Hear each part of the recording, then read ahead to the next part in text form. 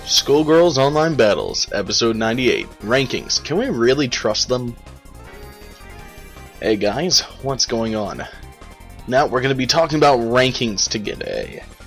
Basically, can we really trust them to gauge a person's skill?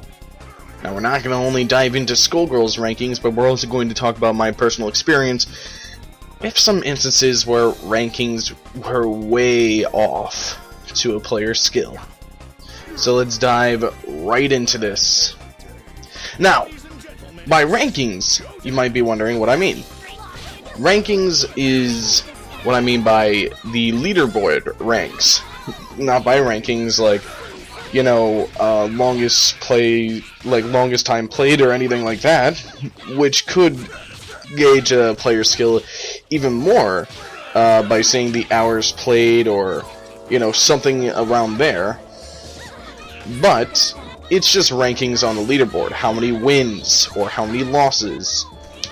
And basically, can we really trust something like that? And the answer to that is no, but you kind of can.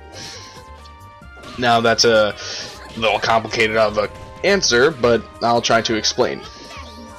You kind of can trust a ranking just because it can give you an idea of how good a player is. And that idea can help you just, you know, prepare for anything if you feel like fighting them. But just because you get an idea of how a player is, doesn't mean that they're exactly going to play like that. Now, why you can't trust it is because there are types of games, like here's my personal experience, like Ultimate Marvel vs. Capcom 3, where when I was playing on the 360 version of the game, I've played against the top 20 players in the world. I beat them all at least once, sometimes more. And I can say, from my personal experience, that the #1 player on Ultimate Marvel vs. Capcom 3 on the Xbox 360 version is not good. Is really, really not good. And I tried talking with the other Cosmic Lords in that game of why isn't this player like that great? He's #1 in the world, how is he that great? And they answered me with simple answers of how something like Ultimate Marvel vs. Capcom 3 can really mess up in their ranking system, and it was simple. What he would do is set up a custom lobby, make the search ratings for all ranks, and wait until he gets a person that is not a Cosmic Lord. Fight them, and then maybe his just ability of seeing, oh, this guy has a Cosmic Lord ranking, and then they would have the feeling of battling a high player character, so they might overthink things or get a little bit too stressed out in fighting, so they could lose that way. And the second time that I did play against the #1 player in the world, well, let's just say I couldn't even finish the match before, you know, rage quits. That was another reason why some fighting games ranking systems are a little bit busted, just because sometimes when you rage quit in those games, you won't count as a loss and the other player can't get a win. Luckily in Skullgirls, however, a lot of this is alleviated. The Skullgirls does not count losses. They only count wins in rankings, which is something just magnificent in making you actually want to play ranked. Honestly, guys and girls, for me, I do not like playing ranked in any other fighting game. I find it overly stressful and just annoying and a bothersome thing to play. Mainly because, well, I don't really like seeing that I lost more than I win. I don't like seeing that my loses are like 100 and then my wins are like 50. I don't like seeing that. But what I do like in Skullgirls is if I go on leaderboards, all you see are wins. Sure, you can always know that, hey, you know what, I do lose a lot, but isn't it kind of cool that I've won 30 times and I'm blah blah blah blah blah. You know, it makes you feel better no matter who you are. But seeing that you have more losses than wins is a very discouraging thing. And that's another reason why rankings cannot be trusted. Because of those things, you might be thinking, wow, this guy's really easy.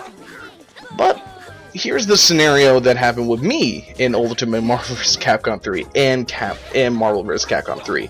By hearing that I beat the top 20 players in the world, you would be thinking, oh wow, you know, this guy, you know, probably is a really good Cosmic Lord too. What is he, like, rank 21 or something like that? No. I'm way below that. Way below that. Some people don't like playing ranked, but they can play a lot. They can play a lot. And just doing that can cause them to have such a skill that can be actually matched by the top players. That's a reason why you cannot trust ranked. Playtime is something that might be a little bit more trustable. Doesn't mean that you can still make the same assertions, but it is a lot more trustful than just saying this guy is, you know, blah blah blah rank, probably is, you know, amazing. Depending on the game that you're playing, that might not be true. In Skullgirls, however, it really does only count wins and not losses, so you can get a better idea of it. You can get a better idea of the people that you fight. And the ranking system in Skullgirls is a lot more just rewarding to play, just because, well, you know, you don't see your losses. Now, after all that talk about how we shouldn't trust rankings, is it really that important to have a rank? It honestly isn't, guys. Is it that important to some people to get to the highest rank so then they can say, hey, look at me, you know, I got a really high rank? Yes, it is important to some people to have that. And you know what, more power to them. If they can get that far in the game, to be number 1 in it, or even in the top 20s, more power to you. You probably are a great player, you know? Hopefully you're a great player. And you don't rage quit to get those wins. You don't rage quit to keep your wins and losses in check, or you don't, you know, lag switch to get up there too. Hopefully you're a great player that just, well, you know, you like being on top, and you like just showing people that you've got the skill. But even though you might be up there, don't let your rankings consume you. That's a big problem with some people in ranked battles I've seen. You do not ever want to let rank be something to decide what kind of player you are.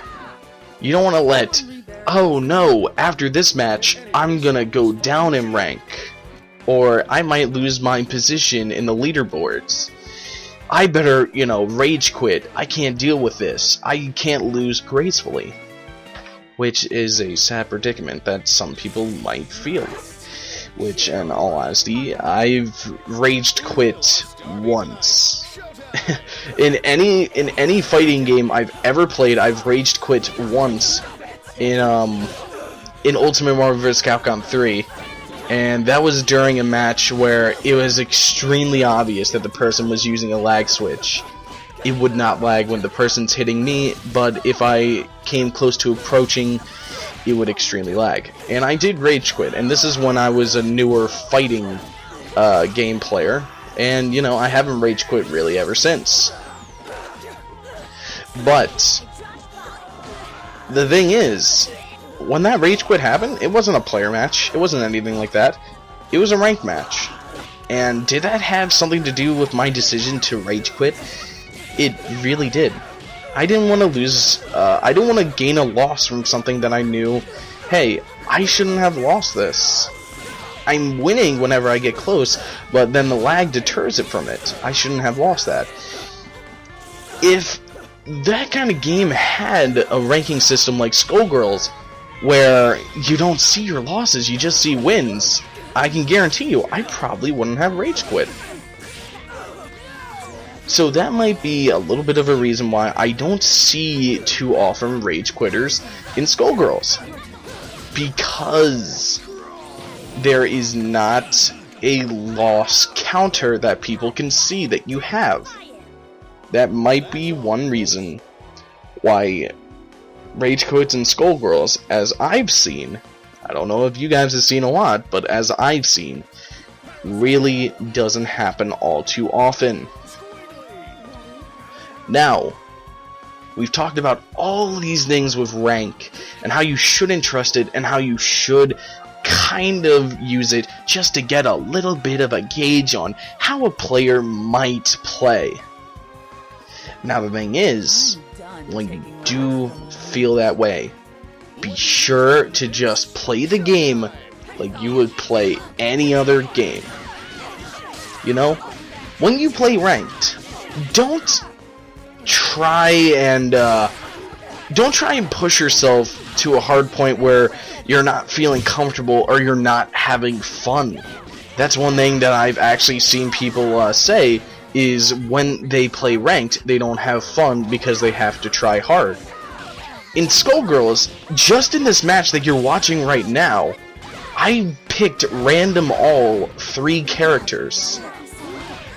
And I only really got one character I was fully confident with. And this is a ranked match.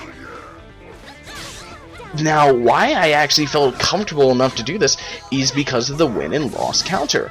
I felt comfortable enough because, you know, if I lose, it's not going to show up. If I actually really wanted to try, then I could do something about that. Then I could pick my main team. But instead, I picked a random team because I'm actually having fun with ranked because it doesn't count a loss counter. Hopefully, other fighting games will follow suit with this really nice way of playing ranked. Having something that doesn't punish you for maybe having a bad game or just not feeling up to winning that day.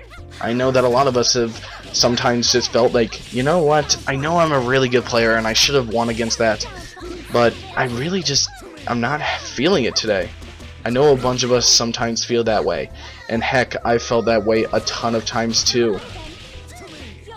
And really, sometimes just not having that little glaring signal of you lost.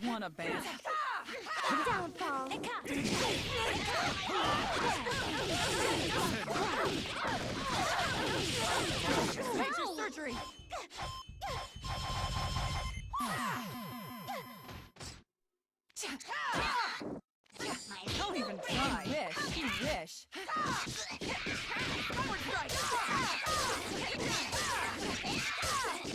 Time to apply pressure.